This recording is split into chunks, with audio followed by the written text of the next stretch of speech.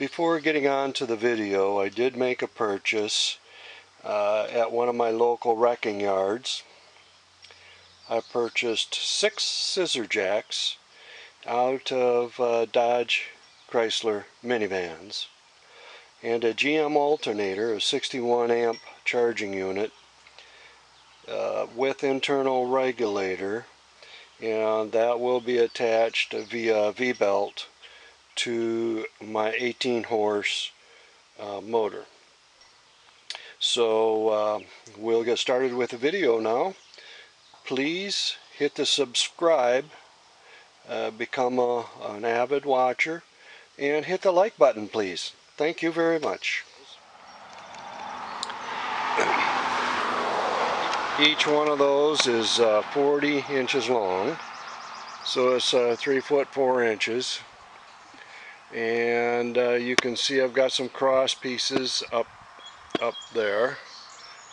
Well, I got 2 of them in there. One of them's in there backwards. I haven't decided. It don't make any difference anyway. They are 2x2s with 120 thousandths wall, and I'm going to bolt 2 of those that run across here. I need a little more height there, so I'm going to put a 4x6 in there, and that 4x6 will hold the log.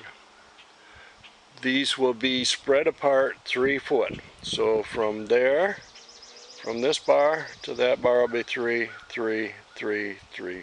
You get her. Okay, the end one, it will probably have a 4x6 on it too.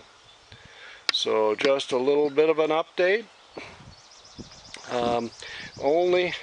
It's only welded fast on the back 3, which you see is a kind of a burnt orange color, and those are 2x2 angles, and I squared them up on the ends. I put a small piece on the ends to make it a square. This thing is solid as a rock already, and we're not even close. Goodbye for now. Thanks for watching. Bye-bye.